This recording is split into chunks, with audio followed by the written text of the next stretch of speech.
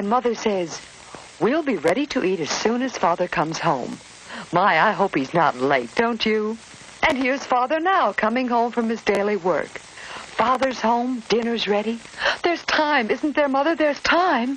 With time on my hands. Our cities are prime targets for atomic attack. But possibly, there may be no time. An attack could come without warning.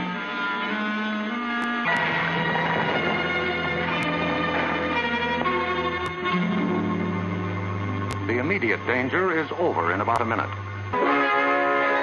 Once you hear this, act fast.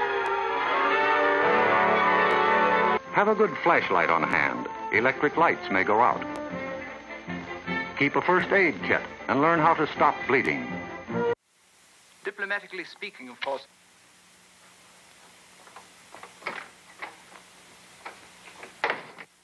Is everybody set? Ready? Lights. Action. Good evening, London. I thought it time we had a little talk. Are you sitting comfortably? Then I'll begin. I suppose you're wondering why I've called you here this evening.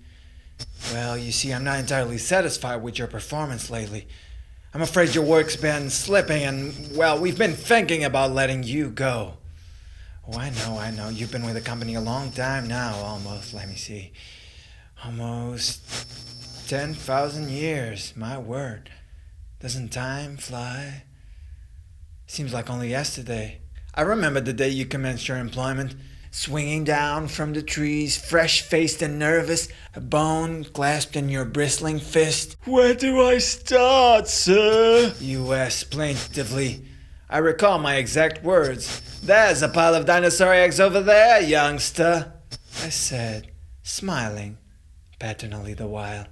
"Get sucking." Well, we've suddenly come a long way since then, haven't we? And yes, you're right. In all that time, you haven't missed a day. Well done, thou good and faithful servant. Also, please, don't think I've forgotten about your outstanding service record or all of the invaluable contributions that you've made to the company. Fire, the wheel of agriculture. It's an impressive list, old-timer. A jolly impressive list. Don't get me wrong. Putting pollutants into the air faster than the atmosphere can clean them out. Doesn't he realize he is doing this? I mean, he seems quite sophisticated technologically. He seems to ignore it. Incredible. Wait, there's more. What are the prospects for us? What are the chances that we can inhabit this planet? Captain, my unit has prepared a projection into the future of this planet based on current trends. Proceed with your report, Lieutenant. But, well, to be frank, we've had our problems too. There's no getting away from it. Do you know what I think a lot of it stems from? I'll tell you. It's your basic unwillingness to get on within the company. You don't seem to want to face up to any real responsibility or to be your own boss. Lord knows you've been given plenty of opportunities. We've offered you promotion time and time again, and each time you've turned us down. "I can handle the work, Governor," you wheedled. "I know my place." To be frank, you're not trying, are you?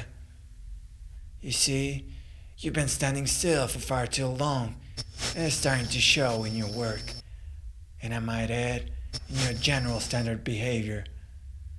The constant bickering on the factory floor has not escaped my attention, nor the recent bouts of rowdiness in the staff canteen.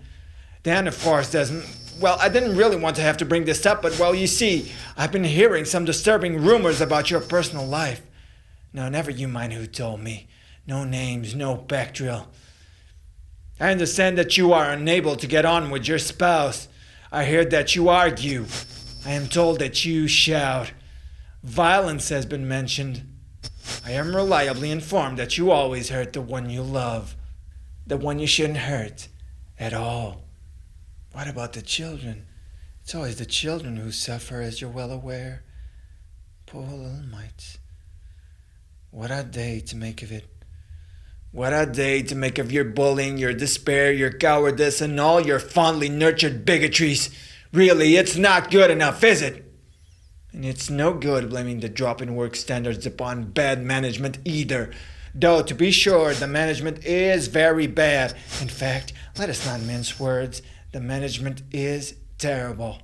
We've had a string of embezzlers, frauds, liars, and lunatics making a string of catastrophic decisions. This is plain fact. But who elected them? It was you. You who appointed these people. You who gave them the power to make your decisions for you. While I'll admit that anyone can make a mistake once, to go on making the same lethal error century after century seems to me nothing short of deliberate. You have encouraged these malicious incompetents who have made your working life a shambles. You accepted without question their senseless orders.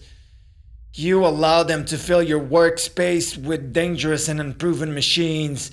All you had to say was no. You have no spine.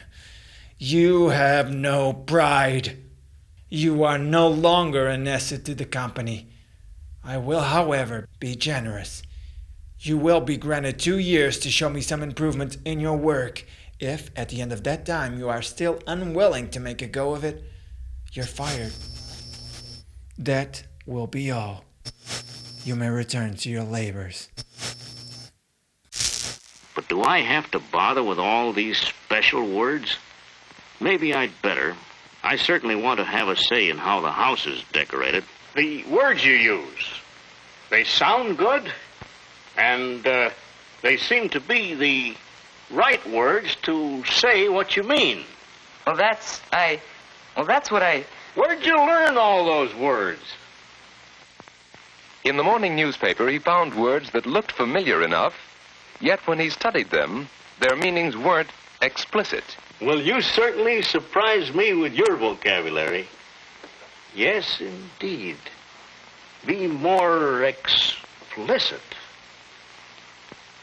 And making our demands explicit.